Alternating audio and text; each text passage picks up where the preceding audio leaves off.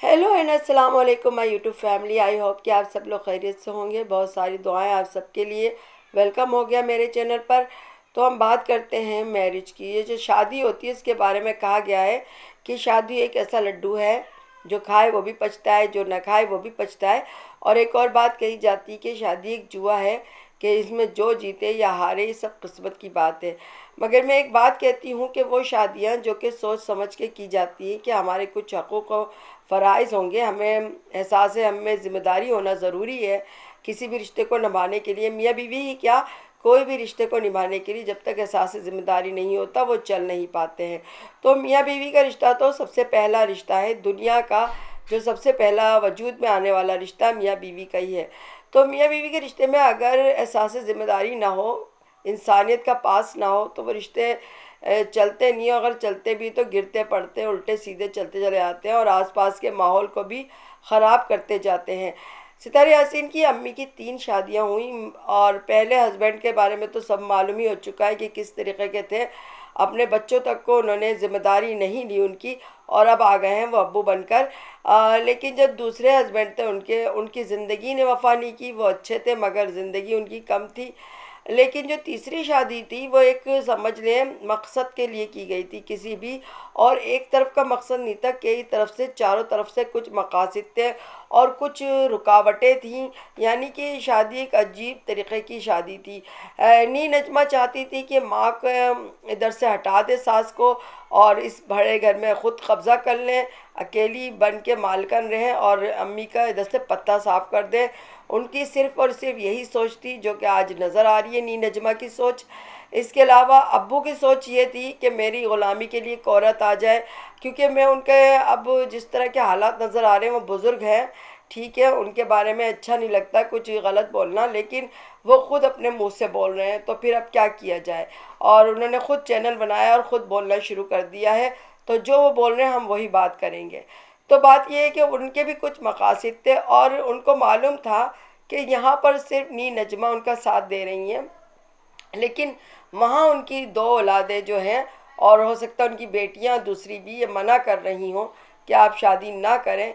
तो इतने बुरे हालात में वो उनको लेकर आए और कुछ इज़्ज़त नहीं दिलवा सके, क्योंकि वो भी इज़्ज़त नहीं कर सके अपनी बीवी की।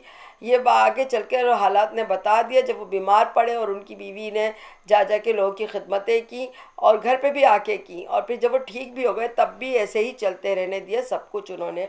और इसमें रत्ती भर भी उन्होंने कोई चेंजिंग नहीं लाया। क्योंकि मैं इस बात को इसलिए कह रही हूँ कि अगर वो मुखलिस होते और सच्चे होते तो जो उन्होंने कहा था कि मैं छुपा हुआ हूँ, और अकामा सितारे यासीन से दिलवाया 25 से 30 लाख रुपए, और ये कह कर के मैं पाकिस्तान में रहूँगा, तो उनको ये झूठ बोलने की ज़रूरत बिल्कुल भी नहीं थी।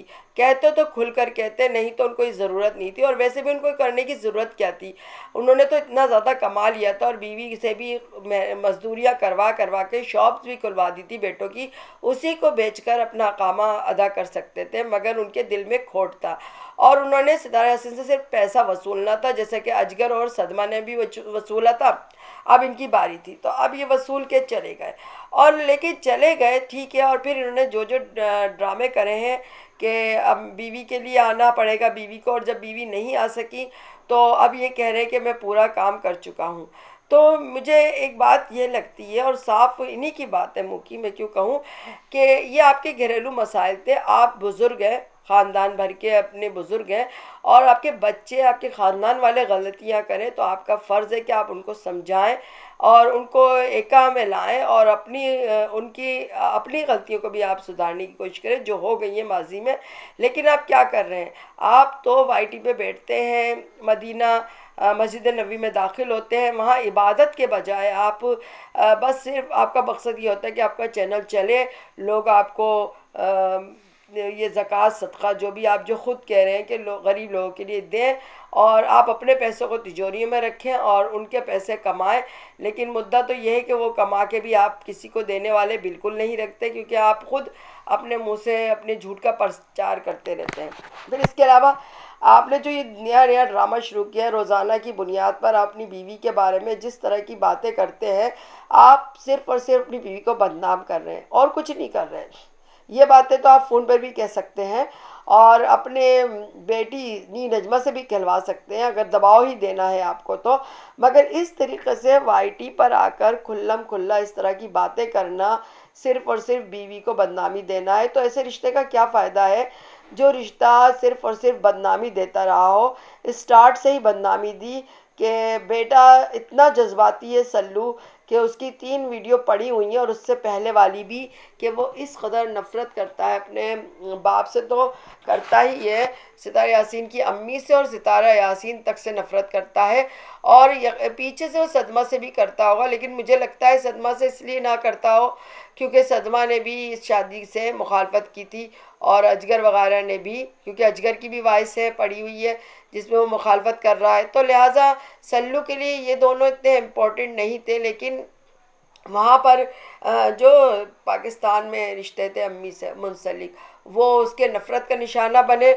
और लेकिन ही नजमा ने तो जैसे तैसे करके जो भी काम कर लिया हो, सल्लू के साथ पटा लिया हो सल्लू को, मगर सल्लू ने अपनी बहन को तो जैसे छोड़ा हो या ना छोड़ा हो, ये अंदरूनी कहानी होगी और धीरे धीरे सभी ये लोग खुद अपने मुंह से जाहिर कर देंगे।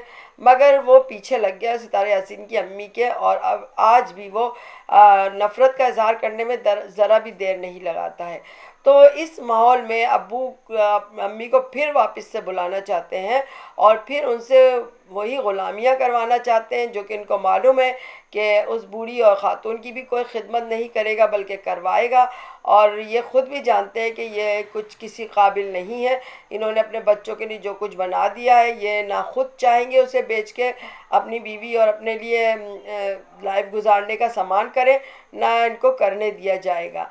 तो बात ये है कि ये क्यों बुला रहे हैं और इस तरीक़े से वाईटी पर बोल रहे हैं। अब यहाँ पर लोग सब आपस में उन्हीं के कहने कही हुई बातों पर जवाब दे रहे होते हैं, और मैंने भी कई कमेंट्स किए, और सबका मुद्दा यही होता है कि भाई चाचू जान आप जो ले करके आ गए और कहे मेरे पास बहुत पैसा है और मैं ये करवा दिया वो करवा दिया, आप झूठ बोला आपने, लेकिन फिर भी आप जो प्रचार कर रहे हैं किसी की अमानत नहीं खानी चाहिए, तो आप सितारा यासीन की रकम वापस कर दें। और फिर ये भी कहा जा रहा है कि आप उनकी अम्मी को रहने दें, कुछ दिन आराम करने दें, वो इंसान है, थक गई हैं, जैसे कि चाचू अनवर साहब ने भी कहा। मगर बात वही है कि वहाँ पर जितने भी चाचू के सपोर्टर्स हैं वो हम तमाम सितारा सपोर्टर्स को शायद गलत समझते हैं या इस्लाम से दूर। अब हम करते हैं चाचू को जो भी कुछ कहना है, मशवरा देना है, यही दे रहे होते हैं। तो यहाँ पर हमें मशवरे दिए जाते हैं कि आपको इस्लाम का कक पता नहीं है और बड़े शौहर के हकूक़ होते हैं, और वो बुला रहे हैं तो फिर आप उनको मना क्यों कर रही हैं, और आप तो जहन्नुम में भेज देंगी बीवी को और बीवी की आखिरत बर्बाद हो जाएगी। तो यहाँ पर जितने भी सपोर्टर्स थे सितारा के, वो अम्मी से कुछ नहीं कह रहे थे, उन हज़रत से कह रहे थे, उन चाचू हस्बैंड से जो हस्बैंड गलती से बन गए हैं, जिनमें हस्बैंड बनने की कोई सलाहियत नहीं है, उन साहब से कह रहे हैं कि आप उनको जीने दें, आप जीने दें, या आप खुद आ जाएं, या आप उनको जीने दें, अपनी मर्ज़ी से भी कुछ साल बुढ़ापे के उनको निकाल लेने दें। मगर वहाँ पर लोग बस क्या कहा जाए, जैसे चाचू वैसे चाचू के सपोर्टर्स, जैसी सदमा वैसे सदमा के सपोर्टर्स हैं। तो इनको ये नहीं मालूम है कि हमें आपसे ज़्यादा पता है, और हम एक इंसान को इंसानियत बताना चाह रहे हैं कि जब तक इंसान में इंसानियत नहीं होगी तब तक उसका कोई फ़ायदा नहीं। अब मज़हब कार्ड इस्तेमाल करना, मस्जिद नबी में जाकर बार बार रिलीजन का बात करना और बार बार उनको एक तरह से दबाव डालना, गलत किस्म की अप्रोच है इनकी, बहुत गलत हरकतें कर रहे हैं ये इतनी बुढ़ापे में आकर। अपनी बीवी को तो जलील रुस्वा कर रही हैं, मगर ख़ुद भी वो किसी के दिल से मुस्तकिल गिरते जा रहे हैं, बल्कि बहुत सारों के अभी चंद सपोर्टर्स हैं जो सिर्फ़ और सिर्फ सितारा यासीन की और उनकी अम्मा की नफ़रत और दुश्मनी और हसद में इस तरह की बात कर रहे हैं। वरना हकीकत तो ये है कि इंसानियत से गिरी हुई ये लेवल हो गया है, और इंसानियत से गिरे हुए लोग के सपोर्टर्स हैं ये लोग, कि इनको ये तक पता नहीं है कि वो एक बुज़ुर्ग खातून है। अब वो लड़की नहीं है, ना छोटी बच्ची हैं कि उछल उछल के काम करेंगी, भागेंगी, दौड़ेंगी। अब वो थक गई हैं, और इंसान एक दूसरे इंसान के लिए तकलीफ़ महसूस करता है। हम इंसान हैं, इसीलिए हम उनकी अम्मी की तकलीफ़ महसूस कर रहे हैं। यहाँ पर कोई भी होता, सितारे यासीन की अम्मी नहीं होती, फिर भी हम उनकी तकलीफ़ महसूस करते हैं। चाचू के लिए तो उनका बेटा अजगर है, उनको खुद चाहिए, या अजगर को कहना चाहिए इस बात को लोगों को कि अपने वालिद की खिदमत करो, लेकिन अम्मी को बुढ़ापे में मत तंग करो। ये हम सब सपोर्टर का कहना है, इंसानियत पैदा करो।